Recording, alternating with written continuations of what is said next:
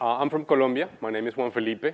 I've lived in Bogota for more than 10 years now. I'm actually from Medellin, a smaller city within Colombia. And Bogota is a very interesting city. It's almost 8 million people. It's huge for our kind of numbers, not Osama's numbers from India, but for us it's the fourth largest city in Latin America after São Paulo, Mexico, and Lima. More than 5,000 neighborhoods in terms of how it's spread out through the country is pretty big. And it represents 25% of Colombian GDP. It's bigger than Ecuador, it's bigger than Costa Rica, for example. So it's a big city in terms of what it produces economically. We have beautiful people. This is some people from my office. They're gonna hate me for this picture, but they work with me. We seem to be a trending place. Tinder is in town. So we're really hyped up with all the digital stuff, pretty much connected, everybody's online, whatnot. But everything's not beautiful. We have problems too, as most big cities do. We have a huge mobility problem. You can't move it within Bogota. Everything's a traffic jam all over the time. We have a big underground economy, so everything's pretty much under the table. This guy sells avocados near my house. Everybody has a job outdoors which is not regulated, and they do business by themselves. It's normal in our third world country economies. There are limited sources of incomes. Everybody wants to be a taxi cab driver. It's amazing. There's flourishing taxi cabs all over the city. I think it's the largest city where there are more taxi cab drivers in the world. But specifically for Bogota, we don't have a sense of belonging. I don't feel that people that live in Bogota love their city, and they're not really connected and passionate about their city, right? So I have a background in digital business and media, in the media side. I used to run the business for one of the biggest media companies in Colombia. And with a couple of other partners, we decided to tackle that problem. It's a big problem that we have in Colombia, and if you see all over the region, we have a big problem in terms of our cities don't have information platforms for its citizens, right? Let me explain and let me go further into that. Sure, we do have yellow pages, which is all over the world. Sure, we do have city guides. And sure, we do have the trending stuff for the hipsters. We have Foursquares, not many Yelp is there, but in some cities, Mexico has it, Chile has it. And we also have the single app explosion. There's an app for everything. There's an app for a cab, there's an app for delivery, there's an app for reservation, there's apps all over the place.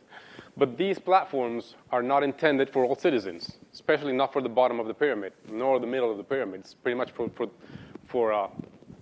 people like us, which are in the industry, all the hipsters and all the people that are in the entertainment kind of business. Everybody's using those platforms, but the rest of the city is not connected and is not using information in the terms of digital stuff. So we set out to build that type of platform, a platform that can help the citizens live their city, make decisions on a daily basis, and solve their information needs. And that platform is called CIVICO. It's a platform that's built for anyone, and anywhere in the city. Wherever you live, not in the cool places, not in the shopping malls, but wherever you live in the city, we're crowdsourcing information, and we're aggregating information and delivering it to you. And let me explain how that works. CIVICO is built in 2 phases. The first phase is a crowdsourcing phase. So whenever we reach to a city in Latin America, we focus on crowdsourcing the biggest and the most broad places database and mapping out the whole city. And we do this by a crowdsourcing approach. We set out to bring in collaborators, young people, 18 to 24, connected to the internet, which have available time, and they want to build their city and connect with their city, especially Bogota, which is a chaotic place. And we set them up through a missions, points, and rewards kind of process, right? So you go into CIVICO, you log in with your Facebook account or with your email, if you want to, and then you set out to do our missions. Our missions are go by your neighborhood and tell us where you can find vegetables, or where's the nearest coffee shop. Probably for you guys, this is not something new, because you have it in your Yelps, you have it in your Foursquares, but in our cities, you don't have that type of information readily available. There are not databases providers that you can buy the database. So we set out to map the city and to get the people to tell us what's out there through this process. Today, in Bogota, we have more than 6,000 collaborators mapping the whole city, from east to west, from north to south, all over the city. And these guys are actively working in building their city. This is a couple of examples. She's an employed housewife that decided to collaborate and build one of the biggest neighborhoods in Bogota, which is called Suba. It's a 1.5 million people neighborhood. And she, every day, goes out to the city, to that neighborhood, and walks the neighborhood and starts indexing the neighborhood. She takes pictures, she uploads information, and all that information comes into CIVICO. We have a crowdsourcing team in place that validates the data. Either we call the place or we search it if it's online. We validate the data, and if the data is good, we'll give her points. And with those points, she then can redeem benefits, and I'll get to the benefits in just a little while. And this guy is a baker that works at the Hilton Hotel, and he lives outside the city. And every day he makes a big journey, like an hour-long journey in his scooter from the outside of the city into the Hilton, and then he crowdsources all the data for us in that journey and puts it into CIVICO. We have 6,000 of those guys working actively in crowdsourcing the database of places for Bogota. This is kind of a breakdown of our crowd. And this is our crowd, which is mainly bottom of the pyramid and half of the middle of the pyramid. Sorry. Whoops. So 6,500 collaborators, mostly female. No wonder. Girls work a lot and like to work. Age, young people from 16 to 35-year-olds, mostly. Income level, 52% of our crowd is medium income. 31% works and studies in Bogota, and 50% is going through college right now. So these guys are finding in CIVICO a second source of income, and most of them a first source of income. They're unemployed, and they find a way to collaborate with their city, map the city, build the city, and earn some money in the process. This is how we map our crowd in the city. We have real-time platforms that map where the crowd is right now in a specific moment, and these guys are spread out through the whole city. It's not just niches of commercial activity where we're focused. We're focused everywhere in the city, and we like to bring out the crowd and bring them to map out the neighborhoods. How do we get to the crowd? Mostly by social networks. So we're really very active in Facebook. We have over 60,000 followers or fans in Facebook, and we engage with those guys over Facebook and bring them over to CIVICO. And we use Google as well, right? Our work in terms of crowdsourcing is pretty close with each of the different collaborators we work. We don't treat them as an advertising campaign where we just launch a message, you come in, you engage, and then we'll let you go. We're really on top of you. So our crowdsourcing team calls you up on your cell phone, chats with you on WhatsApp, emails you, we use Zendesk. There's 5, 6 different touch points where we work with the crowd in order to activate them, know what's going on, what they need, what they're doing, and so we permanently engage with those guys as if they were our employees. And that's a philosophy of CIVICO. Today, we've mapped more than 100,000 places in Bogota, which is the biggest places database in Colombia in terms of volume and deepness of the data. It's like 5 times the yellow pages today in Bogota with the crowd, and this is a 1.5-year period. And this is the mapping of the database. We have the whole city covered. All of the neighborhoods. I'm going to get to that slide in a while. Hope you're not hungry. So this is how we map the city, and we're measuring data real time on where we have opportunities or where we have holes in terms of neighborhoods, in terms of categories of information, and we're crossing that to look for collaborators to upload information and get the whole city mapped out. So this is the nice part, and what we're doing here, this is a Colombian typical dish. This is called a bandeja paisa. It's a big thing, but what we're doing here is that we're giving the collaborators for their work gift cards in all types of categories, be it food, be it technology, be it supermarkets, whatever you want. We have a huge database of gift cards that you can redeem your points that you've worked for us, and we've given around $80,000 to our crowd in the last year for getting that, that big database of places within Bogota. So they're actually being rewarded, and they're coming into CIVICO to build their city, but they're also getting a reward in terms of benefit, economic benefit, for working for their city. And it's worked really, really well for us. So that's phase one. So we go into a city, we map the whole city, especially the periphery of the city, not the commercial part of it. That's pretty easy to do.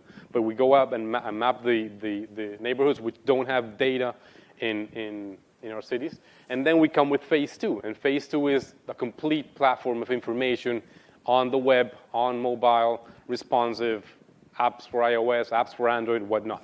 And what we do there is that we aggregate, on top of the crowdsourcing, we aggregate, we curate, and we bring in different types of information to give you and to produce a city for you in your hands. What do I mean by that? We integrate multiple categories of information. So the first part is crowdsourcing the places, which is that kind of the big volume of information around the city. But then we bring in news, we bring in events, we bring in weather, we bring in the police, we do deliveries, we do movies, we do public transportation, and we're aggregating a bunch of information for your city. And we're going actually the opposite way of the rest of the industry. The industry is going the single-serving app way, right? So most of you, how many apps do you have for your city in your phones today? I'm sure more than 10 apps, right? One for movies, one for Uber, one for taxi, one for weather, one for whatnot, one for Foursquare, one, there's a bunch. We're going the opposite way, and we're actually trying to deliver one single app to have all the information you need in your city. And we do that initially by crowdsourcing, and then we integrate different third-party content, and we bring in the crowd to the rest of the categories. So we're crowdsourcing today, we're crowdsourcing news, we're crowdsourcing weather, we're crowdsourcing events, and crowdsourcing is pretty much the core of CÍVICO's platform today. When we get all that information into CÍVICO, our algorithm, pretty much what it does is it amasses all that information and it builds a real-time recommendation of your city, wherever you are in the city, based on, obviously, your location and based on your interests. So we're profiling you. We ask you to go through a small profile through CÍVICO, tell us what you like, what you don't like. And the more you use CÍVICO, the more we learn about you, and the more we learn about the people that are using the city, and then we real-time recommend the city for you. The nice part of this is that in 10 months, which CÍVICO has been online, we have more than 700,000 people using CÍVICO. This is our traffic data, our audience. It's a pretty big thing for us. It's a product that's been growing really, really fast, grassroots growing. It's growing by word of mouth. And it's growing especially because we're solving people's information needs. Nobody's doing that in our countries today, especially in Latin America. You can go to Mexico, you can go to Chile, you can go to Argentina. There are little stuff playing around, but nobody's doing this in a massive and integrated way for our cities. Hopefully, we think we're doing it well in CÍVICO. It's a start. We've been online for 10 months, but it's working really, really well for us. We just launched phase 2 in Santiago de Chile, which is our second city that we worked. We have a user base of 4,000 collaborators and already uploaded a database of like 40,000 places, which is like twice the yellow pages in only 6 months. So it's getting traction really, really fast. And we're starting to crowdsource Mexico City. And this is the huge, the huge task for us. Mexico City is a 23 million people city. This is huge chaos. Bogota is, I like to say that Mexico is Bogota on steroids. It's huge, massive chaos, a lot of different segmentation with crowds in the city. It's a beast. But we're going to tackle that hopefully in a couple of months. We believe in smart cities. And there's a trend in the industry about smart cities and about technology and how to innovate and how to connect the cities with data points and energy and whatnot. But what we believe in smart cities is that smart cities means that there's information available for all of us. For us to make decisions, for us to move, for us to go to work, for us to have dinner with somebody, for us to have entertainment. We need data and we need information in the city to make it smart. If you don't have data, we're pretty much confined to our own space. But the smart way to build it for us is with the citizens. And not through, actually, we're enabling technology to build it, but the crowd is the one who's building the city. And we're enabling people to build their own cities within CÍVICO. So my invitation to you guys is let's crowdsource our cities. Our world needs it, and especially the third world countries like Colombia and Latin America. Thank you very much. What are actually people looking for when you say these digital citizens? When, I mean, one is the upload, what they've been uploading, you've explained this, but what are they looking for? What are they searching? What are they using the site for? Are there categories or Yeah, trends? it's I mean, in terms of categories of information of places, anything. From a doctor to a dentist to a local grocery to a soccer match to a local soccer field. I mean, there's tons of different search or queries going on in the platform. Most of our traffic today is coming from Google, and that was one of our initial approaches into getting CIVICO massive.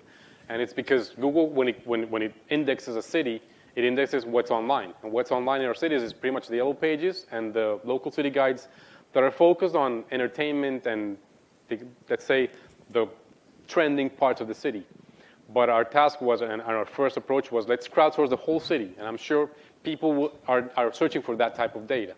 And once we uploaded the database, we initially launched CIVICO Phase 2 in Bogota in May last year. And we launched with a 60,000 places database. After, we're almost twice the size a year later, and all the traffic comes through Google is amazing. Everybody's searching for anything in real time.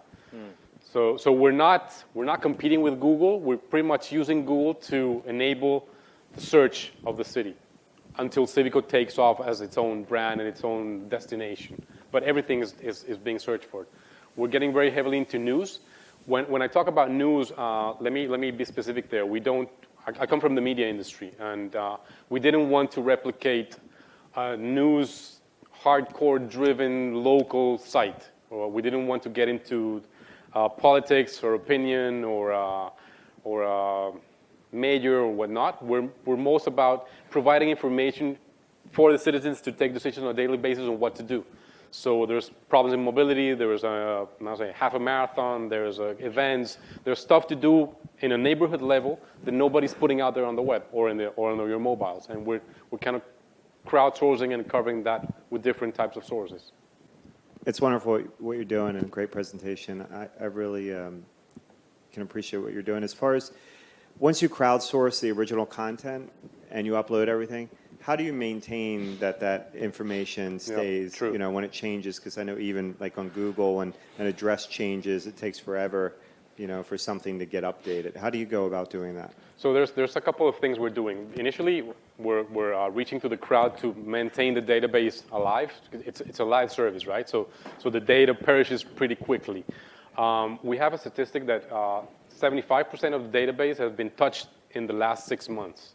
So it's pretty fresh. We've been live for a year, so with that kind of time frame, it's pretty healthy for us right now.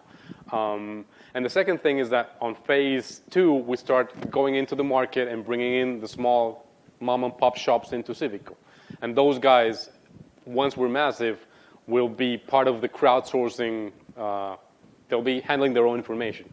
So hopefully they'll do that work for us as well. I'm going to start a treat and ask you two somewhat unrelated questions. First question is, how much are the gift cards a motivator for the collaborators? Because that only works out to be about just over $13 per person. Mm-hmm. And the second question was, are there plans to make money down the road? To what, sorry? Make money. Yeah, sure. So the first question is, we have different type of price ranges within the gift cards. Let me translate from pesos to dollars, but we have starting from $10. Most of the crowd, when they start working with us, they go for the cheapest card. So they go into CIVICO, do 5-10 missions. It's not cheap to work in CIVICO. I mean, you have to really work to get a gift card. It's not like post just a place and then you can redeem a $25 gift card. No, you have to actually go and do some work for us. And most of them go and redeem a card for transportation for our bus transit system called Transmilenio in Bogota. That's a $10 gift card. So that's the initial one. But we have gift cards up to, I'd say, $50. So depending on how much you engage and you're in the system, you go for the big ones. So we've had people redeem. Let's say our top collaborators have made over $6,000 in the last 6 months Those guys go out there and map their city. They go out there and walk the streets and take pictures and go into the stores and ask questions and put in data into the platform. That's amazing for us. And the second question is, sure, CÍVICO is not a non-for-profit. We do have a business plan behind it. And there's two different sources of revenues. Both are advertising, but we're not into the traditional advertising model. We're not doing display, branding, CPA, CPC. We're working with big brands, integrating them into the content. So today we're working with Coca-Cola, for example. They're a big sponsor of us. And we take categories of information within the city that are connected with their needs. So these guys are really interested in healthy life and healthy living in the city. So we curate and create a whole healthy kind of lifestyle category of information in the city with places, with news, with events, with all of CÍVICO, and we brand it with Coca-Cola, for example. And then we have a different approach with the small commerce, and we give them tools to enable them to sell online or make traffic go to their places. Great. Juan, Felipe, thank you very much. Thank you very much. Thanks for coming. Thanks for having me. Looking forward. I think we're working on having a summit in Bogota. Hopefully soon. Hopefully. Awesome. And hopefully you guys can come and visit us in Latin America.